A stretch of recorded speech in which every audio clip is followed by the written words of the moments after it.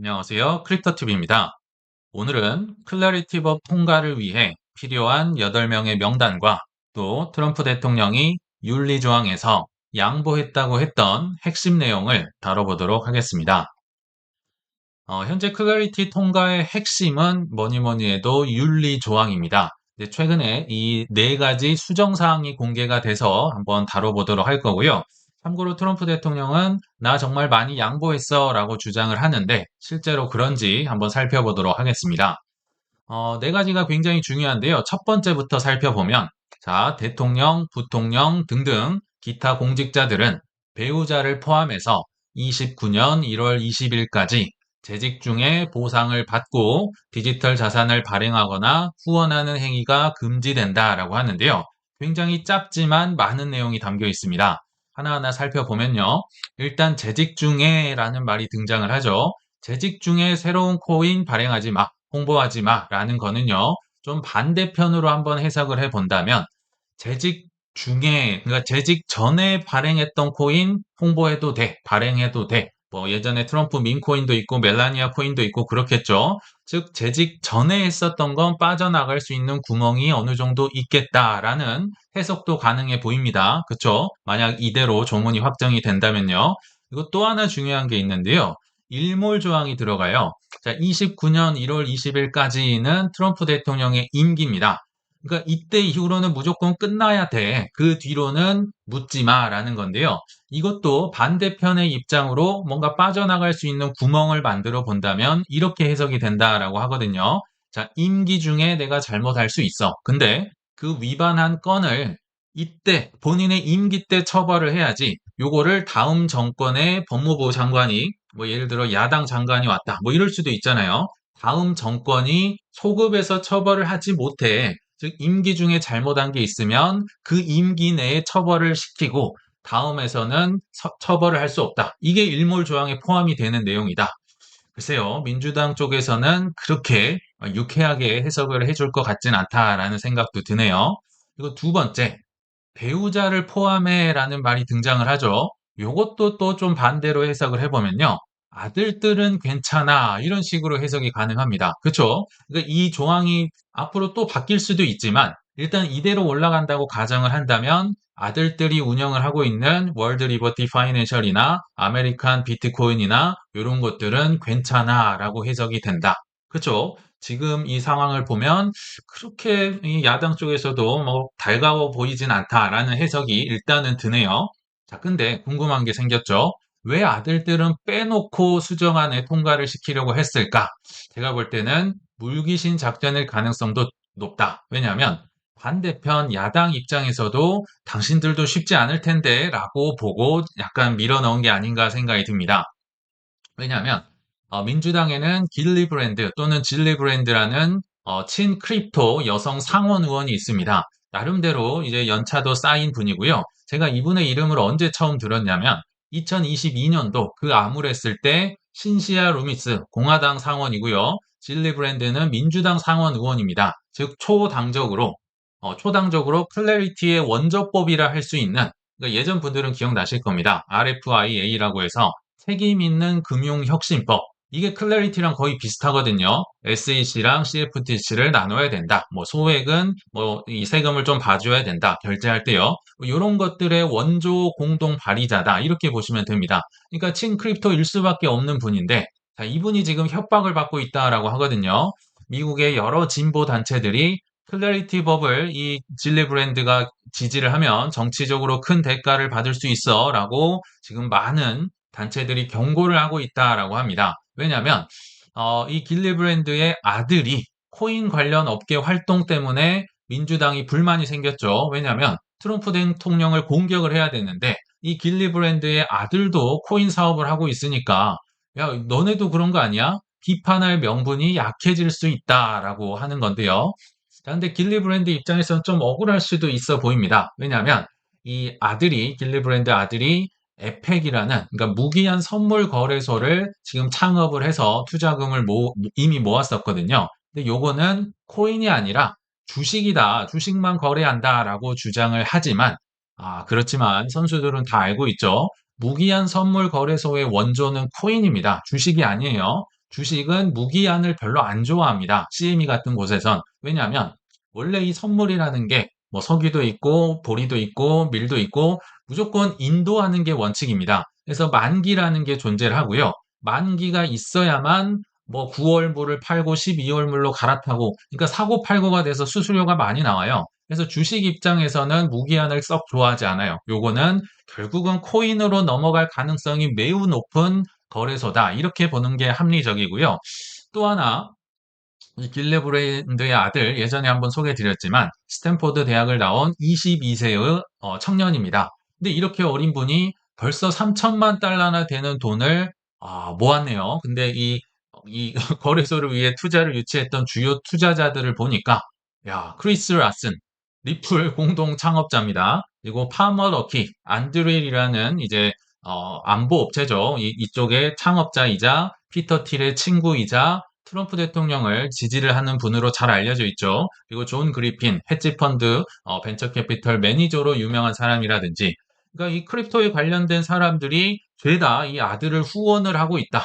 22살밖에 안 된 아들입니다. 그리고 이 아들은 예전에 소개드렸지만 거의 피터 틸의 뭐 키즈라고 보셔도 될 만큼 예전에 패러다임에서도 일했었고 A16G에서도 인턴을 했었다. 완전 코인 덕후라고 보시면 됩니다. 그러니까 아들이 이렇게 활동을 많이 하고 있으니까 민주당 쪽에서도 이거 반대 좀 하기 어려울 걸 이런 식으로 해서 넣은 게 아닌가 뭐 제 추정이긴 하지만요. 근데 한편으로는 이런 생각이 들더라고요. 야, 이 정치인들에게 윤리조항을 넣는다는 게 이게 맞는 건가? 이게 해결될 수 없는 숙제를 자꾸 하면서 싸우려고 하는 게 아닌가? 이런 약간 편타도 약간은 들었는데 아무튼 첫 번째 이런 내용이 담겨 있다. 요약을 하고 넘어가겠습니다. 자, 근데 두 번째가 바로 트럼프 대통령 입장에서 크게 양보했다고 주장을 하는 부분입니다. 자, 두 번째 보시면요. 공직자는 보유 중인 암호화폐와 암호화폐 기업 투자 지분을 매각해야 된다. 혹은 본인이 통제할 수 없는 블라인드 신탁에 맡겨야 된다. 혹은 둘 다를 모두 해야 된다. 해석을 해보면 이건 거죠. 공직자, 트럼프 대통령은 보유 중인 코인, 지금 들고 있는 거죠. 지금 들고 있는 뭐 코인이나 크립토 지분이나 이거를 팔거나 블라인드 신탁에 맡겨야 된다. 지금 보유 중인 건 지금도 해석이 될 수가 있거든요. 지금 들고 있는 것도 다 이렇게 해야 된다. 그래서 신시아 루미스가 이런 평가를 했다라고 하거든요. 역대 대통령 중에 최초로 자발적으로 윤리적인 제안에 동의를 한 케이스다. 뭐 높게 평가를 해줘야 된다라고 얘기를 하고 있어요. 그래서 이 조항대로라면 트럼프 대통령도 보유 중인 거를 다 팔거나 어딘가에 맡겨야 된다. 본인이 통제할 수 없는 곳에 맡겨야 된다라고 하는데요. 그렇지만 그럼에도 불구하고 이것도 제가 볼 땐 빠져나갈 수 있는 구멍이 있을 수 있다. 왜냐면 이게 최종 법안이 아니기 때문에 실제로 올릴 때는 예외 조항을 슬쩍 넣을 수도 있겠죠. 뭐 기존에 갖고 있던 것은 제외한다. 이런 식으로 한 줄을 넣을 수도 있고, 또 그게 아니라 하더라도, 자, 여기 보시면 둘 중에 하나만 하면 됩니다. 팔거나 본인이 통제할 수 없는 블라인드 신탁. 근데 본인이 통제할 수 없다는 걸 어떻게 증명할 수 있죠? 이 블라인드 신탁이라는 것도 결국은 내가 선택을 해서 내가 아는 사람들 회사에 맡기고 나고 나중에 뭐 따로 밥을 먹는다든지 뭐 영향력을 과시를 할 수도 있기 때문에 이것도 완벽하게 차단을 하리라고 좀 보기는 어려울 수 있다. 이렇게 보시면 될 것 같습니다. 그쵸? 1번보다는 훨씬 양보를 한 게 맞지만 2번도 빠져나갈 수는 있겠다라는 생각이 개인적으로는 드네요. 자, 그래서 세 번째, 네 번째 조항마저 마저 보는데 그래서 세 번째가 그래서 계속 언론에 이 부분이 등장을 하는 겁니다. 미국 검찰, DOJ죠. 여기에 윤리 규정 위반에 대한 민사 집행 권한을 부여한다. 그러니까 법무부에만 부여할 거야. 주 뭐 검찰총장들에게 안 줄 거야. 이렇게 또 못을 박았다. 물론 뭐 상장한 거래소들, 뭐 이상한 거래소들 제소할 수 있다라고 하지만 그거는 핵심이 아닌 것 같고요. 그러니까 누가 잘못을 하면 법무부만 소송을 할 수 있어라고 얘기를 하는 거죠. 네, 앞서 보셨겠지만 현재 법무부 장관도 트럼프가 임명을 했다가 펜 본디라는 여성분이 있었는데 4월 달에 해임이 됐습니다. 트럼프 대통령이 해임을 시켰어요. 그래서 현재 임시로 있는 토드 블랜치라는 법무부 장관이 트럼프의 예전에 전 개인 변호사였습니다. 그러니까 이게 좀 소송을 한다든지 고소를 하기가 쉽지 않겠죠. 그러니까 민주당 입장에서는 이거 안 된다. 지방 뭐 검찰총장들에게 소송을 줄 수 있는 권한을 줘야 된다라고 주장을 한다. 그러니까 3번이 아마도 이 윤리 조항의 핵심이 아닐까 생각이 들거든요. 1번, 2번은 그렇게 막 공격 대상이 아닌 것 같아요. 3번이 중요하다. 뭐 4번은 그냥 뭐 평범한 내용인 것 같습니다. 1000달러를 초과하는 코인 매각 내역을 공시를 하세요. 그리고 회계감사원은 추가적인 윤리 규정의 허점을 검토를 하세요. 라는 건데, 이거는 이미 사건이 벌어지고 난 사후 보완 장치일 뿐이지, 즉각적인 구속력이 없죠. 그래서 뭐 4번은 크게 의미가 없다고 보고, 3번이 중요하다. 이거를 가지고 계속 언론에서, 이 야당 쪽에서 공세를 퍼붓고 있다. 이렇게 보시면 좋을 것 같습니다. 그래서 이 초안을 본 이제 야당 쪽 올소브룩스라든지 코리부커라든지 이분들이 이제 공동 발의를 했다. 많은 분들을 대표해서 민주당을 대표해서 보완이 좀 더 많이 필요한 것 같아요라고 계속 얘기를 하는 게 이 부분이다라고 보시면 좋을 것 같습니다. 자, 그러면 제가 이런 것까지 알아볼 줄은 몰랐는데요. 그래도 우리 크립토 자산에 큰 영향을 미치기 때문에 한번 알아봤습니다. 현실적인 법 통과를 위해서 이제 그 공화당 쪽은 그냥 다 찬성을 한다고 가정을 하고 그것도 사실 어렵죠. 한두 표 이탈이 나올 수도 있어요. 그렇지만 가정을 한다면 민주당에서는 최소한 상원 의원 8명이 친크립토로 돌아서야 된다. 이분들이 누구일까? 여기에 대해서 일단 알아보려고 했고요. 그 전에, 저는 이런 생각이 들었어요. 그 전에 상원 의원은 이쪽은 왜 속도가 이렇게 느리고 깐깐하고 계속 검토를 한다고 하고 하원은 상대적으로 빠르죠. 빠르게 처리가 된 이유가 뭘까? 이것도 그냥 상식적으로 잠깐 보고 넘어가면요. 임기가 차이가 너무 납니다. 일단 대통령은 4년이죠. 물론 연임도 되고요. 근데 상원 의원은 무려 6년입니다.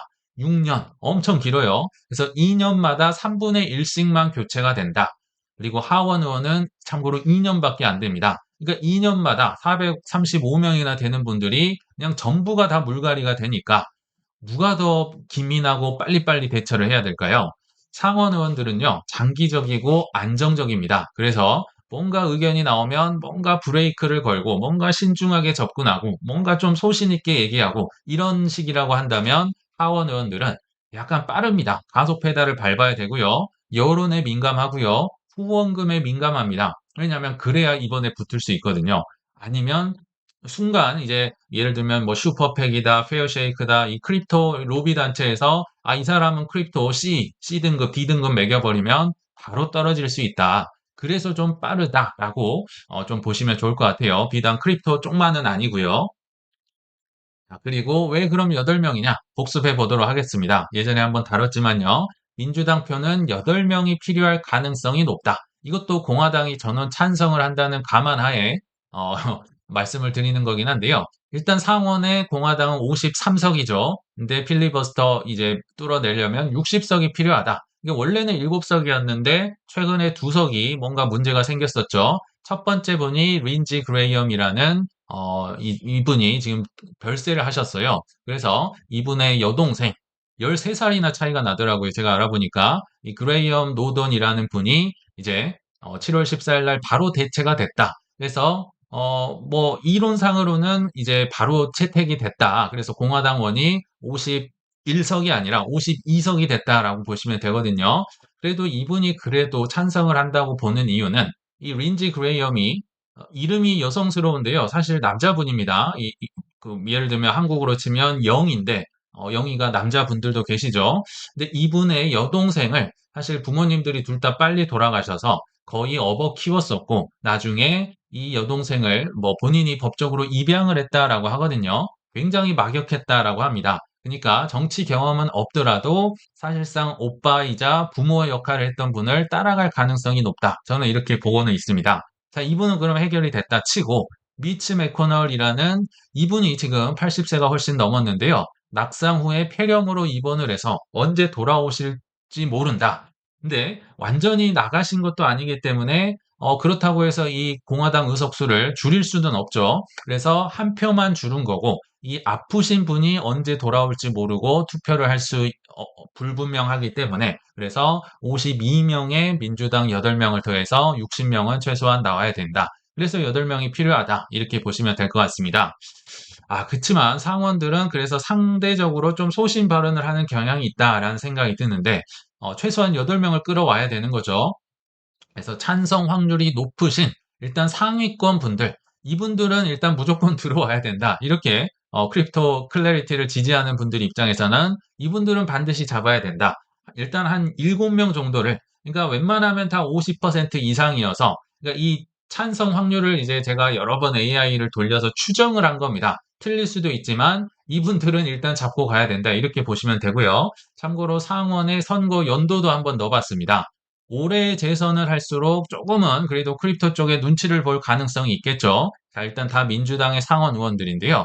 예전 소개드렸지만 1번과 2번 분은 거의 뭐 핵심 분들이다 보시면 됩니다. 이 갈레고 또는 갈레오라는 분과 엘서 브룩스 이 두 분은 은행위원회에서 최근에 클래리티에서 유일하게 은행위원회 클래리티를 찬성을 던진 두 명이거든요. 그러니까 이 두 명이 찬성을 안 하면 밑에 분들은 볼 것도 없다. 다 떠난다. 무조건 오셔야 되는 분들이 1번, 2번이다 보시면 됩니다. 은행위에서 찬성표도 던졌고요. 뭐 크립토 업계 지지를 받고 있는 갈레오 또는 갈레고 혹은 엘소 브룩스. 그래서 엘소 브룩스 분이 이름이 자주 나온다. 이렇게 보시면 될 것 같아요.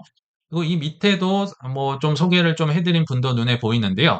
이분들도 다 들어오셔야 됩니다. 우리 입장에서는. 일단 마크 워너, 예전에 한번 소개해드렸죠. 그 부자형이다. 이 기업가로 성공을 하셔서 그렇게 뭐 크립토 로비나 이런 거 눈치를 안 보시는 약간 소신 있는 분인데 이분도 이제 12인 크립토 프레임워크 그룹에 참여를 한 경력이 있다. 그리고 최근에도 강력히 클래리티 주장을 했었죠. 이 12인 크립토 프레임워크가 뭐냐면요. 클래리티라는 법을 위해서 초당적으로 협상 그룹을 만들었습니다. 공화당에서 몇 명화, 민주당에서 몇 명화, 그래서 쏙덕쏙덕 회의를 하는 그 그룹이니까 아무래도 클래리티를 이렇게 찬성할 가능성이 높은 분들이겠죠. 게다가 26년도 재선도 도전을 한다. 조금은 확률이 높지 않을까 생각이 들고요. 아덤 시프라는 분이 있습니다. 피터 시프가 아니고 아덤 시프는 그래도 친 크립토에 가깝다. 12인 그룹에 역시 참여를 했었고요. 지니어스 법도 참여를 했기 때문에 그리고 스탠드 위드 크립토라는 여기에서 친 크립토, 뭐 A인지 B인지 모르겠지만 아무튼 친 크립토로 성향이 분류가 됐던 분, 요 분도 찬성할 가능성이 높고 코리 부커라는 분도 앞서 이 엘서 브룩스랑 공동 발의했던 그분입니다. 역시 12인 그룹에 참여가 되면서 또 26년에 재선도 도전을 하면서 아무래도 조금은 더 확률이 높지 않을까 생각이 들고요. 6번의 길리 브랜드는 확률이 좀 낮게 나온 것 같긴 한데 저는 더 위에 올려놔야 된다. 왜냐면 너무 친 크립토라고 예전에 소개를 해드렸죠. 상원 내 최고참 친 크립토이자 뭐 아들이 잘 이 크립토 꿈나무로 성장하고 있기 때문에 될 것 같다. 단 윤리 조항 없이는 통과 안 된다. 반대로 얘기하면 윤리 조항에서 뭔가 좀 진전이 있으면 돌아오시겠죠. 그리고 리사 블렌트 로체스터 이분은 제가 처음 들어봤는데요. 갤럭시 리서치에서 선정을 했다라고 합니다. 크로스오버 후보 7인에 포함하겠다. 지니어스 법위원회도 찬성을 했다. 크로스오버 후보가 뭐냐면요. 그러니까 반대로 담으로 넘어간다는 거죠. 공화당에서 민주로도 넘어갈 수 있고 민주에서 공화당으로 괜찮은 거면 찬성을 해줄 수 있는 구 후보 7명의 선정이 됐다. 그러니까 이분도 약간 중도파로 해석이 된다. 이렇게 보시면 될 것 같습니다. 근데 문제는 이분들이 다 된다 하더라도 부족하죠. 한 명이. 아직도 부족합니다. 그래서 반전이 나와야 할 추가, 약간 하위권이긴 하지만 제가 6명 정도를 더 알아봤습니다. 네, 여기서부터는 조금 힘들 수는 있지만 그럼에도 불구하고 좀 우리 입장에서는 좀 넘어오길 기대를 해야 되는 분들. 8번은 이제 캐서린 코르테즈 마스토. 이름은 제가 들어본 것 같아요. 수정안 단계에서 공화당과 협력을 했었고 아까 그 아담 시프의 대통령 크립토 금지법 공동 발의를 했었다. 이렇게 보시면 됩니다. 이게 원래는요. 윤리 조항이 아니라 대통령에 대한 크립토 금지법. 그러니까 단독 법이었어요. 근데 대통령을 콕 집어서 이거를 통과시키기가 쉽지가 않겠죠. 그래서 지금은 클래리티에 묻어가고 있다. 반대로 얘기하면 윤리 조항에서 뭔가 좀 해결책이 진전이 보인다면 이분도 돌아설 수 있는 가능성이 있다. 한 45%로 매긴 것 같네요. 그리고 9번째 분이 엘리사 슬로킨이라고 해서 스탠드 위드 크립토에서 강력한 친 크립토다. 뭐 A나 B 등급 정도 받으시지 않았나 생각이 들고요. 지니어스 법의 전 과정에도 찬성을 했다. 단, 윤리 이중잣대를 지적하면서 클래리티는 반대를 당시에 했었다. 이분도 윤리가 걸리네요. 그러니까 지금 윤리가 걸려있는 사람들이 굉장히 많다. 그래서 핵심이다라고 보셔도 좋을 것 같고요. 10번, 라파엘 워녹도 수정안 단계에서 협력을 했지만, 뭐 반대 진영에도 함께 언급이 됐다. 한 35 정도라고 보시면 될 것 같습니다. 그리고 밑에 이 세 분도, 근데 밑에 세 분이 저는 오히려 확률이 좀 더 위에보다 높을 수도 있다 생각이 드는데, 일단 앤디 킴, 아마도 한국 분들 들어보셨을 가능성이 있는데요. 최초로 한국계 미국인 중에서 상원에 올라갔던, 예전에 하원도 하셨던 뉴저지 의원입니다. 이분도 크로스오버 후보, 담을 넘어갈 수 있는 후보로 약간은 평가가 되면서 한 30% 정도를 클로드가 이제 등급을 매겨줬고요. 12번 벤네이 루한, 이분도 이익금지법 공동 발의자. 다 걸려 있습니다. 이 윤리법이라는 게. 그래서 요 분도 또 26년에 재선도 앞두고 있고, 존 히컨 루퍼라는 분도 기술 산업 친화 중도파 성향이고, 또 26년에 재선 도전도 있기 때문에, 이런 분들도 미약하나마 조금 희망을 걸어보면 어떨까라고 해서 제가 한번 알아봤습니다. 그럼에도 불구하고요. 다시 조금 떨어졌습니다. 한때 좀 치고 올라가다가 어제 새벽에 보니까 또 33%까지 떨어졌더라고요. 연내 통과 확률이 이렇게 떨어졌다가 다시 소폭 반등을 해서 38% 정도에서 머물고 있다. 아직도 50% 미만이니까 아직 확실한 뭔가 동력은 없어 보인다. 반전이 필요하다라고 생각이 들고요. 그럼에도 불구하고 미국 상원 공화당 원내대표 존 튠이라고 계신데요. 민주당과 합의를 못해도 일단은 다음 주에 클래리티법 표결을 추진하겠다. 되든 안 되든 일단 데드라인을 딱 걸어놓고 뭐 죽이 되든 밥이 되든 해보자. 이거는 필요할 것 같습니다. 왜냐하면 8월 7일 넘어가면 사실상 뭐 크게 의미가 없거든요. 그래서 이런 식으로 가고 있다. 그 마지막으로 우리가 지니어스 법안도 사실 통과가 됐었는데요. 굉장히 촉박하고 안 될 위기가 많았음에도 불구하고 이게 통과가 돼서 아마 다 잊고 계실까 봐 한번 복습해 보도록 하겠습니다. 위기 상황이 이것도 만만치 않았습니다. 지니어스는 조금 특이하게 상원에서 먼저 발의가 된 법안입니다. 왜냐하면 하원에도 FIT 21이라는 그 클래리티 비슷한 법안이 있었거든요. 그러니까 상원과 하원이 나눠서 이렇게 추진을 했는데 상원께 살아났다 이렇게 보시면 되겠죠. 근데 작년 5월만 하더라도 그러니까 상원에서 일단 클로처 즉 토론이 종결되고 본회의로 넘어가야 될 거 아니에요. 근데 그 시작조차 하지 못했다. 왜냐하면 60표가 필요했는데요. 48표밖에 나오질 않았습니다. 그러니까 야 이거는 뭐 시작도 못하고 끝나겠네. 사실상 좌초 분위기가 있었고요. 힘들었었다. 근데 어찌저찌해서 상원이 넘어갔어요. 그러니까 이제 뭐가 문제였냐? 하원에서 그것도 공화당 의원들이 발목을 잡았습니다. 왜냐하면 지니어스만 처리하지 말고 그때 당시에 크립토 위크라고 해가지고 이 한 주 뭐 며칠 내로 이거 한번 다 통과해보자 이런 분위기였거든요. 지니어스 말고 클래리티랑 NT CBDC까지 한 번에 처리를 합시다라고 하는데 이 공화당에서 반대를 하니까 이게 쉽지가 않았겠죠. 그러니까 트럼프 대통령이 반대 의원들을 직접 가서 뭐 설득을 하고 악수를 하고 이렇게 했던 기억이 납니다. 그래서 그나마 그 다음날 이제 하원에 표결을 재개를 했었는데요. 이것도 겨우 됐어요. 그러니까 상원도 그렇고 하원도 그렇고 절차 표결이란 게 있는데요. 그러니까 이거를 해야 본회의로 넘어갈 수 있는데 아예 시작도 또 못할 뻔했어요. 절차 표결했는데 그러니까 과반수가 215명을 넘었어야 됐는데 이때 당시에 217표 찬성을 얻으면서 2표 차이로 겨우 통과가 됐었다. 물론 본회의 가서는 이제 압도적으로 표가 나오긴 했었는데요. 절차 표결을 통과를 못할 정도로 극적으로 어려운 상황이 하원에서도 있었고 상원에서도 있었다. 이렇게 보시면 될 것 같습니다. 그러니까 참 쉽지는 않지만 그래도 뭐 좀 포기하긴 이르다라는 생각도 드네요. 그래서 결론을 한번 맺어보자면 어렵습니다. 어렵습니다만 그래도 죽이 되든 밥이 되든 7월 말, 늦어도 8월 초까지는 큰 윤곽이 드러나지 않을까 싶습니다. 잘 통과되길 바라면서 또 중요 사항이 있으면 업데이트 하도록 하겠습니다. 시청 감사합니다.